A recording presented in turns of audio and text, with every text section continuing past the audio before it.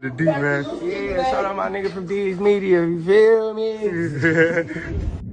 Yo, it's your boy D's Media back again with another video. Like, comment, subscribe to the channel on the road to 100K. Today we're going to talk about a Mississippi man that's being investigated by the feds, man, for supplying King Von and other teams throughout Chicago, man, with a lot of, you know what? Let's jump straight into it. At the end of the day, let's not play crazy and make it seem like that's not a billion-dollar business. You know what I'm saying? The thing that makes Mississippi laws so hard to arrest people who's doing things like this is because their laws is that they can buy and sell to any other state. I never heard no law like that. Y'all can go check it out right now. Mississippi got some of the pretty much do whatever. It's no secret. This man is a known, like the Fed said that this man is a known repeated buyer of this place and a known repeated seller to people in Chicago. They say that they done recovered a nice amount of, you know what I'm saying, do stuff that's tracing back to this pawn shop in Mississippi. The fact is this, right? One of the reasons that I feel like they getting stricter now on laws is not the strap. It's the person that's using it. If you leave a strap in the closet or wherever it is, it can't grow legs and go do something to somebody. Somebody have to pick it up and have to use it. So at the end of the day, y'all can try to say, you know what? This should have never happened. Woo wop, woo wop, woo wop the bam. Right. It never should have. There's nowhere in the world that this Mississippi man is doing that in Chicago and other states up north. It's no way. You know, he wrong. At the same time, how many of those pipes that these shorties is walking around with that they done got from somebody else's house or they done took out of somebody's car, or like these shorties nowadays is going into pawn shops, like these shorties is going into cars, like backdooring and take. So it's like you can't even sit here and say that he directly, you know, sold it to Von and them. But you could say, yeah, bro, you the one that brought it from Mississippi. Yeah, okay, you could say that. But at the end of the day, it takes a dummy to pick that up and use it. I never seen a strap that grew legs and went on a hunt and just started knocking down. No, it has to be somebody that use it. Anytime I feel like straps get into the wrong hands of people that's immature, that, you know, got pride and ego going on, you know, gang banging, doing, that's when I feel like it gets into the wrong hands. But you know how many people got tons of stuff in their house that they never use, and it's just to make sure that everything is all right in their house and make sure that nobody break in and do this. So we got to start taking accountability for the stuff that's going on, because I'm going to say this again. You can buy 5 million straps. Somebody has to use them for it to be, you know what I'm saying?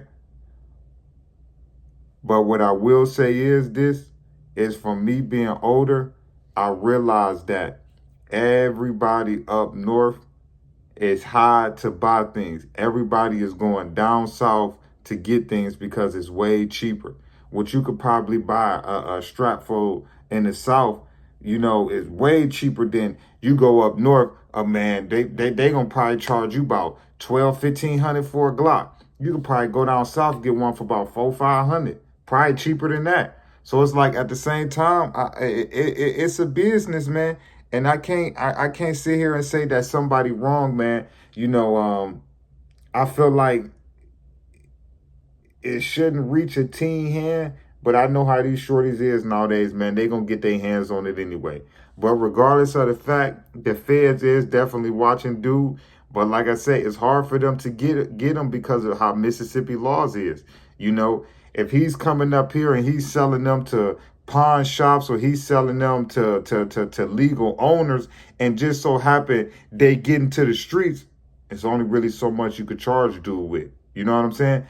I don't think he's technically putting them in the King Vons and the Lil Jeffs and the Q50 hands. No. But I think some type of way, them shorties is getting their hands on them. It's your boy D's Media signing out. Peace, positivity, network growth. Let's save these kids. It ain't never too late. We tore down these communities. Let's build them back up. I love y'all. Appreciate y'all so much.